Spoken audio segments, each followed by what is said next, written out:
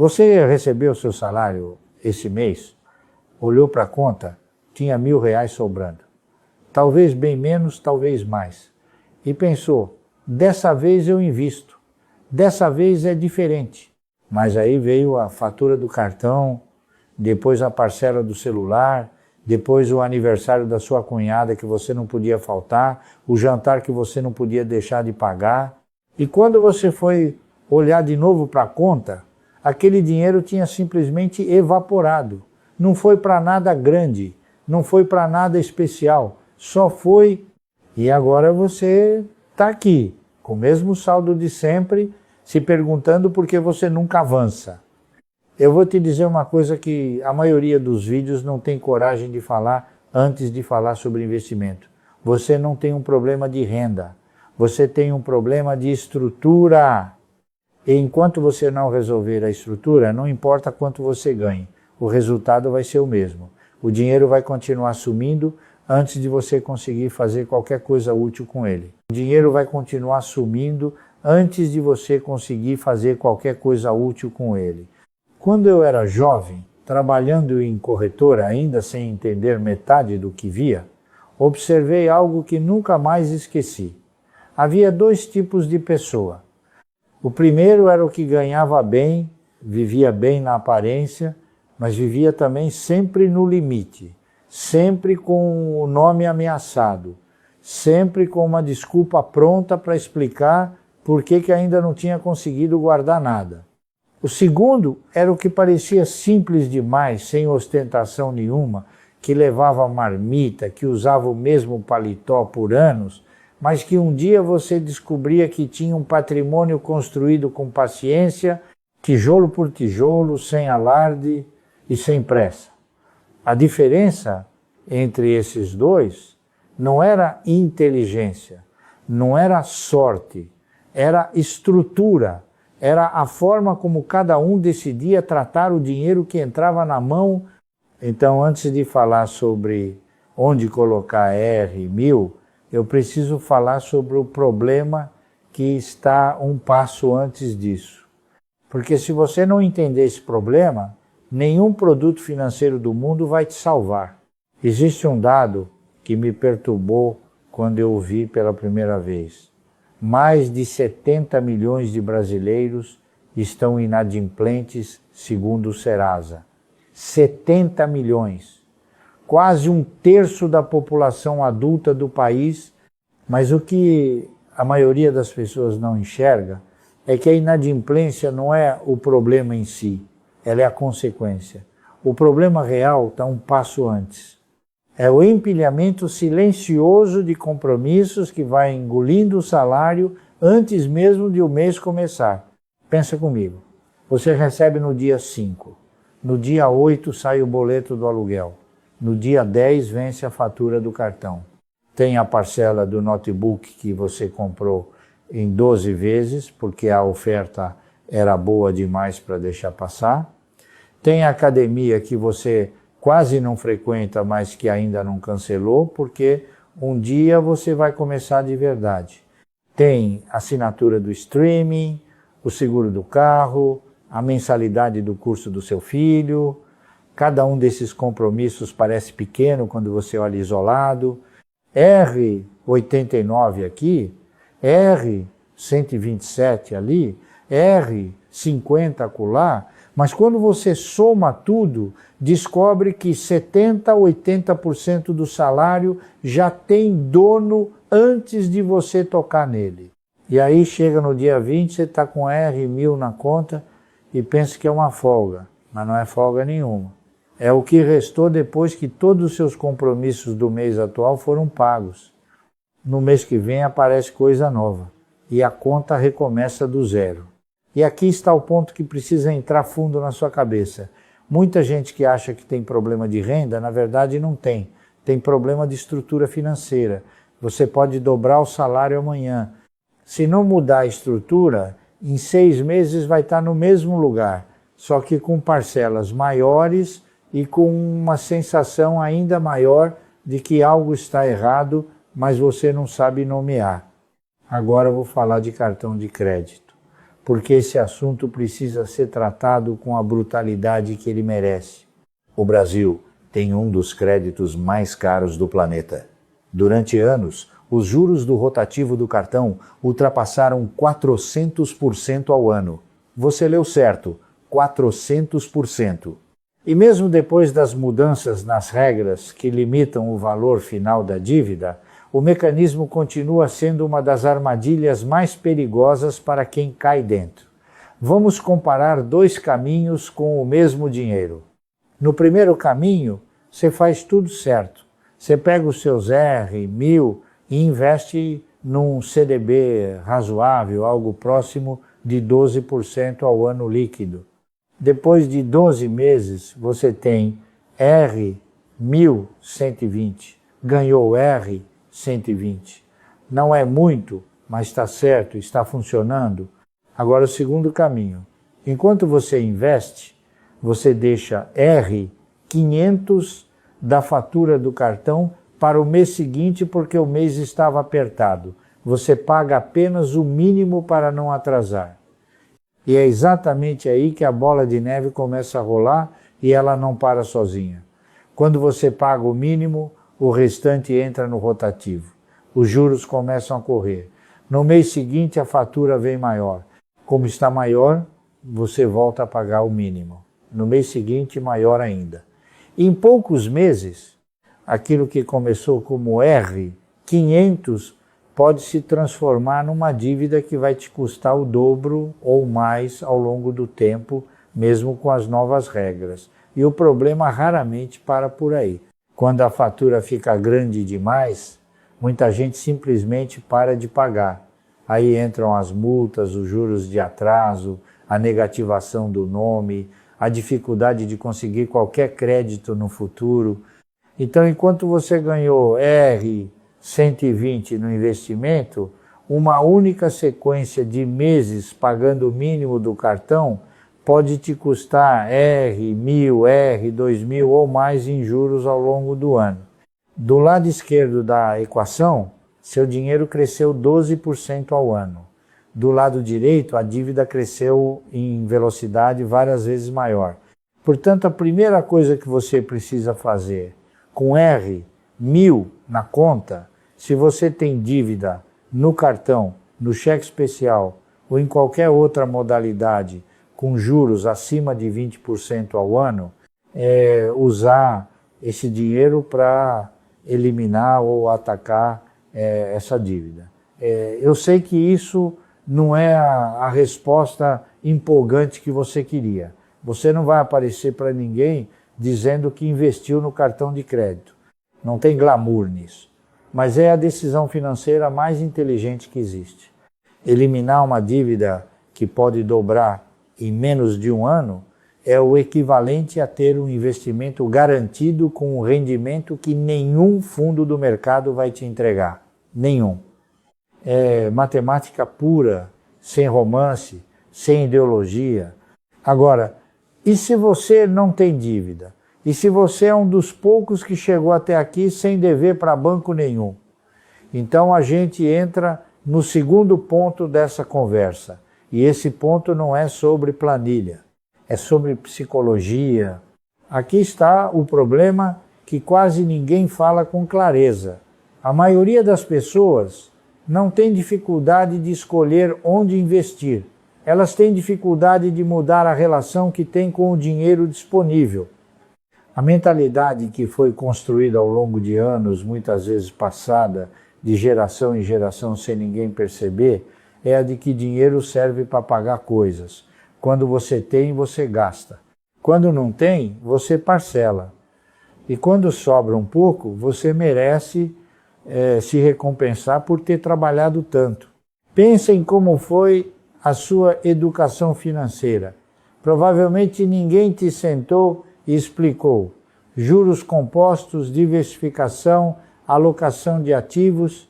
O que você aprendeu foi por osmose.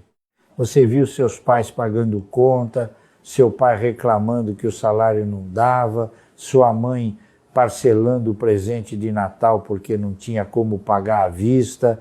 E você aprendeu mesmo sem que ninguém ensinasse explicitamente que dinheiro é algo que passa pela sua mão, não algo que fica. Esse modelo mental é incompatível com a construção de patrimônio. Para acumular de verdade, você precisa aprender a enxergar dinheiro investido não como dinheiro preso, mas como dinheiro trabalhando. E essa mudança de perspectiva não acontece de uma hora para outra. Ela é construída com hábito, com repetição, com prática, com o tempo de ver o número crescer sem você tocar nele. E é por isso que quando você está começando com R1000, com R2000, com R3000, a escolha de onde investir é menos importante do que a estrutura que você cria para não se sabotar no caminho. Porque o maior inimigo do investidor iniciante não é o mercado financeiro, não é a Selic, não é a inflação, não é o governo. O maior inimigo é o próprio investidor que resgata na primeira necessidade, que confunde liquidez com convite para gastar. Aqui está algo que muita gente não percebe sobre a liquidez diária, essa capacidade de sacar o dinheiro a qualquer momento que todo mundo elogia. Para quem ainda está construindo disciplina financeira, liquidez diária pode ser uma armadilha. Você investe R1000 hoje, na semana que vem aparece uma oferta de um tênis que você queria, ou um amigo te convida para uma viagem de última hora, ou simplesmente o mês apertou um pouco mais do que o esperado. E você pensa, bom, tenho aquele dinheiro investido, vou resgatar só dessa vez. Uma vez, 2 vezes, 3 vezes. No final do ano, você fez 12 pequenos resgates e nunca acumulou nada de verdade. Não porque você é irresponsável, não porque você não tem força de vontade, mas porque a tentação estava a um clique de distância, disponível a qualquer momento, sem nenhum atrito entre o impulso e a ação. Então, quando eu digo que a estrutura importa mais do que o produto, é exatamente por isso. Uma das formas mais eficientes de proteger seus primeiros investimentos de você mesmo é criar atrito.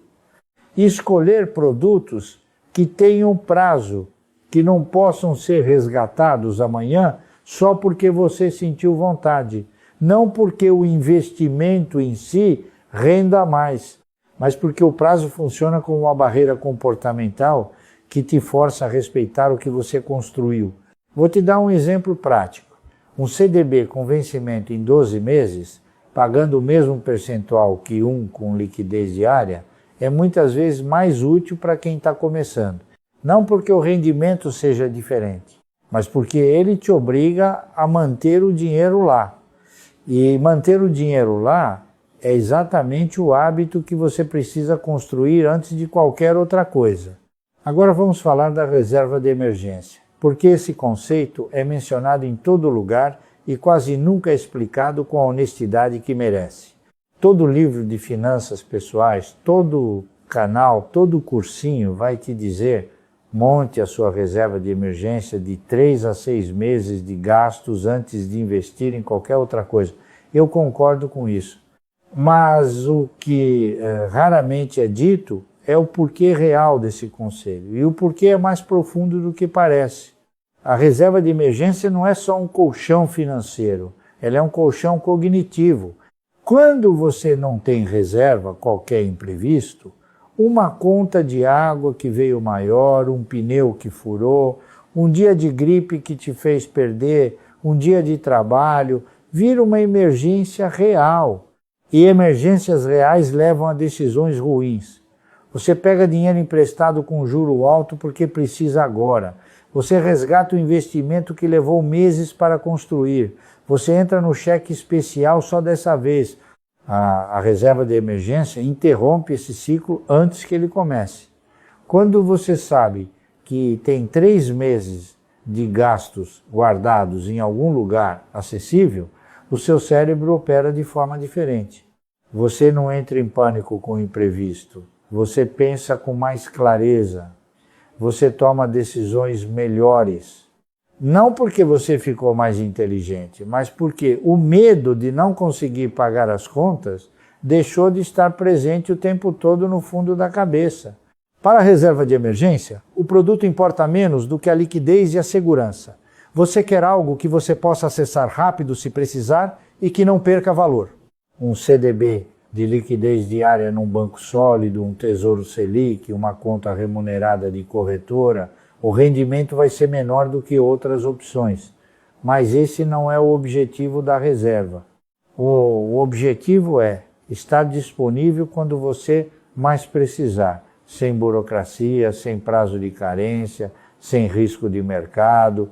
E uma coisa que precisa ser dita com clareza, a reserva de emergência não é um investimento, é uma proteção. Ela não foi feita para crescer, foi feita para te segurar quando o chão some debaixo dos seus pés. A diferença entre essas duas funções precisa estar clara na sua cabeça antes de você seguir em frente. Então, com as dívidas eliminadas e a reserva de emergência montada, você entra no terceiro passo. E esse passo é onde o hábito começa a se transformar em patrimônio. Quando a base está no lugar, você começa a investir de forma consistente o que sobra do mês. E aqui a disciplina é mais importante do que o valor. Não importa se são R$200 ou R$500 por mês. O que importa é que isso aconteça todo mês, sem exceção, antes de qualquer outro gasto que não seja essencial. Não é o que sobra no final do mês que você investe. É o primeiro movimento que você faz quando o salário cai. Você separa antes. Depois você vive com o restante. Esse hábito, quando ainda não existe, parece absurdo. Como vou guardar antes de pagar as contas? E a resposta é: você revisa as contas. Você identifica o que é essencial e o que é costume travestido de essencial. Você percebe que parte daquele orçamento comprometido pode ser renegociado, cortado, reorganizado. E a maioria das pessoas que acredita que não sobra nada, quando faz esse exercício com honestidade, descobre que sobra mais do que imaginava. O que faltava não era dinheiro, era disciplina para não transformar tudo que entra em tudo que sai. Nas primeiras semanas o número acumulado vai parecer irrisório. R$200 investidos num mês, R$400 acumulados em 2 meses. Você vai olhar para isso e pensar que é pequeno demais para importar. Eu ouço isso há décadas e toda vez respondo a mesma coisa. O valor é pequeno, o hábito não é. O hábito que você está construindo agora é o mesmo que vai operar quando você tiver R$50.000, R$100.000, R$500.000 investidos. A diferença entre o pequeno investidor iniciante e o grande investidor de longo prazo não é a estratégia sofisticada, é o hábito repetido no tempo.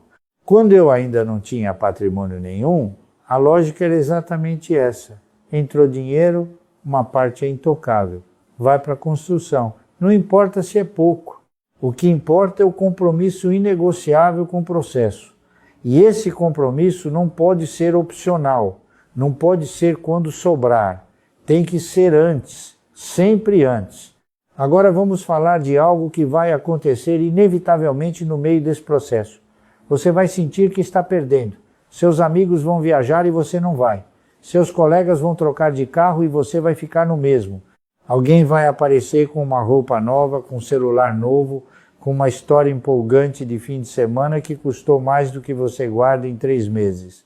E uma voz vai surgir dentro da sua cabeça dizendo: eu estou me sacrificando para quê? Ninguém ao meu redor está fazendo isso. Talvez não valha a pena. Essa voz é a mais perigosa que existe. Não porque ela seja irracional. Ela é racional para quem mede a vida pelo padrão imediato, mas ela é cega para o que está sendo construído em silêncio. Eu passei anos sendo chamado de mão de vaca, de esquisito, de alguém que não sabia aproveitar a vida. Enquanto colegas compravam, eu guardava. Enquanto eles colhiam antes da hora, eu plantava. Não era confortável, não era fácil. Havia momentos em que a pressão para ceder era enorme. Mas eu entendi uma coisa que eles não entendiam. Cada real que eu não gastava estava comprando tempo. E tempo é o único ativo que você não pode recuperar depois. O que seus amigos que estão gastando agora não percebem é que eles estão tomando emprestado do próprio futuro. Cada parcela que não precisava ser feita é um custo que o futuro vai cobrar. Cada viagem financiada no cartão é um pedaço da liberdade futura que está sendo vendido hoje por um preço que só vai aparecer depois. Você não está se privando, você está comprando algo que eles não têm e que a maioria nunca vai ter, a capacidade de escolher.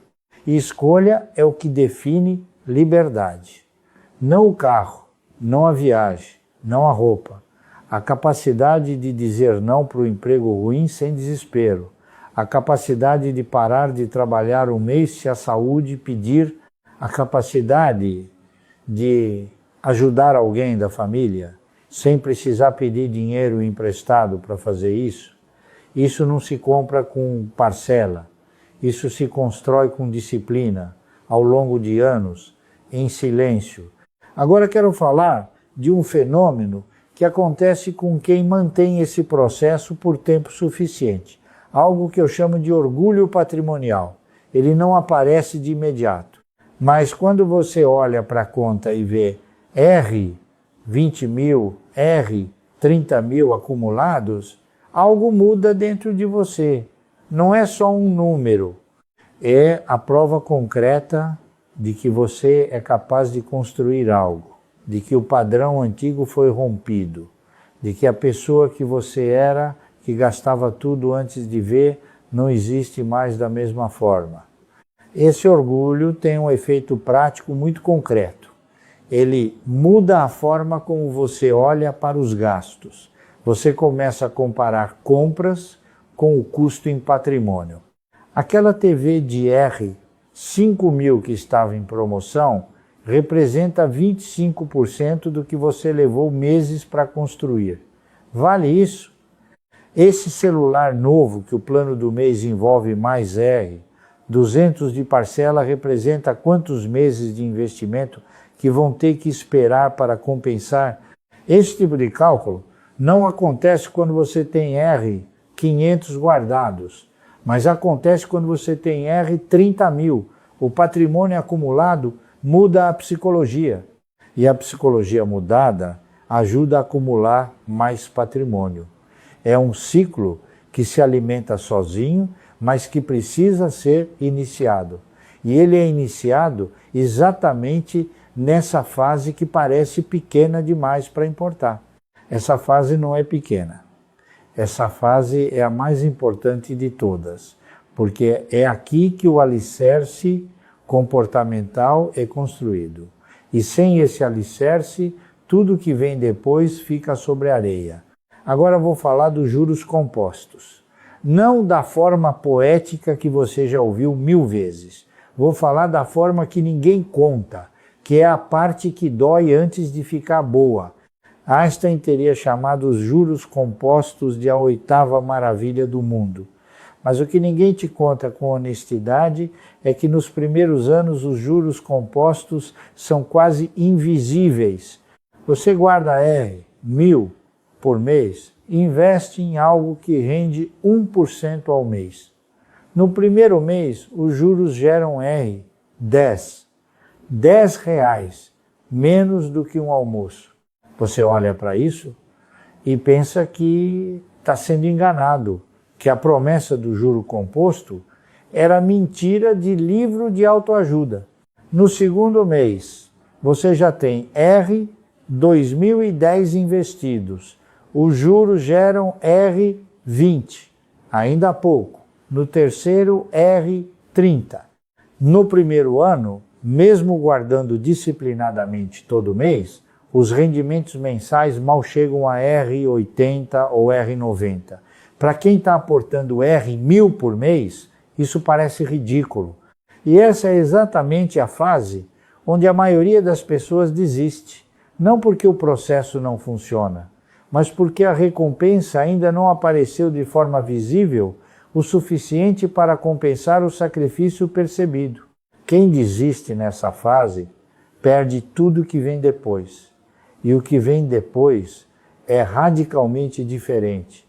No 5º ano, investindo R 1.000 por mês a 1% ao mês, você tem aproximadamente R 82.000 acumulados.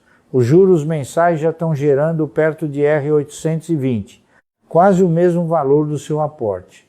Agora o dinheiro está começando a trabalhar junto com você. Não por você ainda, mas junto. No 7º ano, seu patrimônio está em torno de R 130.000. Os juros mensais chegam a R 1.300. Agora o dinheiro trabalha mais do que você. Para cada R 1.000 que você coloca, o patrimônio acumulado coloca R 1.300. Você tem um sócio silencioso que não tira férias, não pede aumento, não reclama. E daí em diante a aceleração fica cada vez mais visível. Cada real adicional no patrimônio gera mais juros. Esses juros geram mais capital. Esse capital gera mais juros.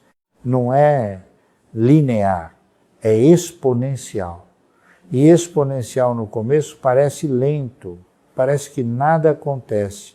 Até que de repente você olha e o número dobrou sem que você precise ter feito nada diferente. O problema é que a maioria das pessoas nunca experimenta esse momento, porque desistiram antes. Porque não aguentaram a fase onde a recompensa não era visível.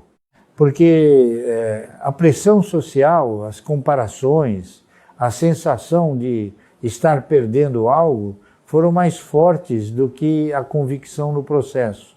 Quem chega no ponto de virada entende por que valeu a pena. Quem desiste antes nunca vai saber o que perdeu. E agora eu preciso falar de algo que está diretamente relacionado a isso. A diferença entre a renda fixa e a renda variável. E quando cada uma faz sentido na sua trajetória. Quando você está nos primeiros anos construindo base, formando hábito, acumulando os primeiros R 20.000, R 30.000, o lugar certo para o seu dinheiro é a renda fixa. CDB, LCI, LCA, Tesouro Direto. Produtos simples, previsíveis, onde você sabe quanto vai ter no vencimento. Não porque esses produtos sejam os mais rentáveis do mercado, mas porque eles protegem você de você mesmo. O prazo te obriga a manter o dinheiro lá. A previsibilidade te dá a satisfação de ver crescer sem susto. E sem susto você não vende na hora errada. A renda variável, as ações, os fundos imobiliários, os ETFs, esses produtos têm potencial de rendimento maior no longo prazo. Mas eles têm também uma característica que destrói quem não está preparado. Eles oscilam, e não oscilam pouco. É comum ver carteiras caírem 20%, 30% em períodos de crise. Para quem tem disciplina e base sólida, uma queda dessa é oportunidade de comprar mais barato. Para quem está começando sem base emocional construída, uma queda dessa provoca pânico, e pânico leva à venda. E vender na queda é a maneira mais eficiente de perder dinheiro no mercado. Você comprou caro, vendeu barato, realizou prejuízo e ainda ficou com a conclusão errada de que a bolsa é cassino e não é para você. A bolsa não é cassino, nunca foi. O cassino não tem dono de longo prazo, a bolsa tem. E o dono de longo prazo é exatamente quem teve paciência para não vender quando todo mundo gritava para vender. Então a pergunta certa não é: devo investir em ações ou renda fixa? A pergunta certa é: em qual momento da minha trajetória a renda variável passa a fazer sentido para mim? A resposta tem 3 condições. Primeira, você já tem uma base sólida em renda fixa, incluindo a reserva de emergência e um patrimônio acumulado que te dá aquele orgulho patrimonial que mencionei. Segunda, o hábito de investir já está consolidado. Você não precisa mais de força de vontade para separar o dinheiro todo mês. É automático. Como pagar o aluguel? Terceira, e essa é a mais importante, você tem estômago emocional para ver o valor do seu investimento cair 20% num mês e não fazer nada. Não vender, não resgatar, não entrar em pânico, simplesmente esperar. E, se possível, comprar mais. Esse estômago emocional não é um talento que algumas pessoas têm e outras não. É construído. Você o constrói começando pequeno na renda variável. R 100 numa ação, R 50 num fundo imobiliário, uma cota de ETF. Você começa a observar as oscilações com dinheiro real, mas em quantidade que não te machuca se cair. Você aprende que o número na tela é diferente do dinheiro que você vai ter quando vender. Aprende que queda não é perda até você apertar o botão de venda. Aprende que o mercado tem ciclos, que empresas boas passam por períodos ruins, que paciência é o ativo mais raro e mais valioso em qualquer investimento. Eu invisto há décadas em ações e os critérios que uso não são segredo nenhum, são simples e robustos. Primeiro, a empresa precisa ter histórico na bolsa. Não compro empresa nova demais, sem passado para analisar, sem ciclos de crise atravessados. Quero ver como ela se comportou quando o chão sumiu embaixo de todo mundo. Segundo, a empresa precisa ter histórico consistente de lucros, não de crescimento explosivo um ano, de crescimento consistente ao longo de vários anos. Porque no longo prazo, o preço da ação segue o lucro. Se o lucro cresce de forma consistente, o preço segue.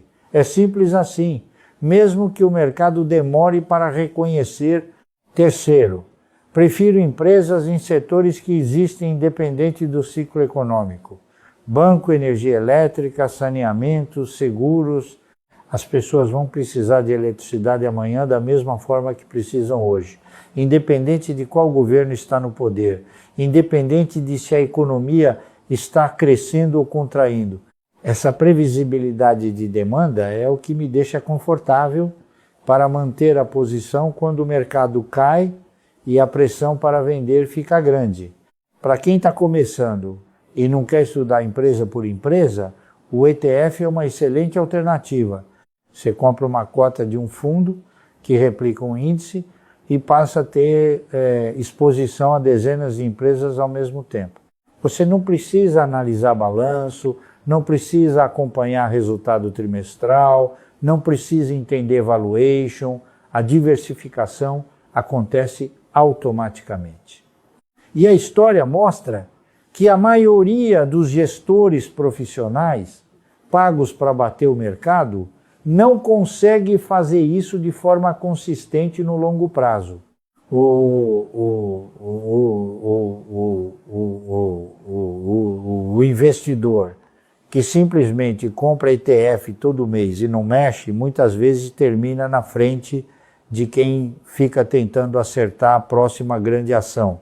Mas o que faz o resultado, independente de você escolher ETF ou ação individual, não é a escolha certa. É a consistência de continuar comprando todo mês, com o mercado subindo, com o mercado caindo, com a economia crescendo, com crise lá fora, com eleição aqui dentro, todo mês, sem parar. Uma pessoa que investiu R 1.000 por mês durante 10 anos, num índice que rendeu em média 15% ao ano, teria acumulado algo em torno de R 260.000. Se esse mesmo processo continuar por mais 10 anos, com o mesmo rendimento, o patrimônio chegaria perto de R1, 3 milhão, não por ter escolhido a ação certa, não por ter acertado o melhor momento para entrar, por ter repetido o mesmo movimento todos os meses por tempo suficiente para os juros compostos fazerem o trabalho pesado. Quem para no caminho não experimenta esse resultado. Quem continua, experimenta. É tão simples e tão difícil quanto isso. Agora vou resumir tudo com a clareza que esse assunto merece. Se você tem R1000 na conta, a primeira pergunta é: você tem dívida com juros altos, cartão rotativo, cheque especial, empréstimo pessoal com taxa absurda? Se tem, use esse dinheiro para atacar essa dívida. Essa é a decisão financeira de maior retorno disponível para você. Sem discussão, sem glamour, mas é o certo. Se não tem dívida, a segunda pergunta é: você tem reserva de emergência? Pelo menos 3 meses de gastos essenciais guardados em algo acessível, líquido e seguro? Se não tem, essa é a sua prioridade. Antes de qualquer investimento, antes de qualquer produto mais sofisticado, você precisa desse colchão. Porque sem ele, qualquer imprevisto vai forçar você a tomar decisão financeira ruim sob pressão. Com as dívidas eliminadas e a reserva montada, você começa a investir consistentemente o que sobrar todo mês. Renda fixa com prazo, CDB, LCI, LCA, Tesouro Direto com vencimento. Produtos que criem atrito entre o impulso de gastar e o dinheiro investido. O objetivo nessa fase não é o maior rendimento, é o hábito. É ver o número crescer sem tocar nele. É construir a prova concreta de que você é capaz de acumular. Quando você tiver uma base sólida acumulada e o hábito consolidado, comece a alocar uma parte pequena em renda variável. Ações de empresas sólidas em setores essenciais ou ETFs para quem prefere simplicidade. Comece com 10% do que você investe por mês. Observe as oscilações. Desenvolva o estômago emocional. Aumente o percentual gradualmente conforme ganha confiança e conhecimento. E mantenha o processo, todo mês, sem parar, independente do que o noticiário diga, do que o vizinho está fazendo, do que está acontecendo na economia. O jogo não é escolher o produto certo. O jogo é se manter nele por tempo suficiente para que o tempo faça o trabalho. Porque a coisa mais honesta que eu posso te dizer é a seguinte: construir patrimônio no Brasil com pouco dinheiro não é impossível, mas a barreira não é técnica. Não é a falta de conhecimento sobre qual produto escolher. A barreira é comportamental.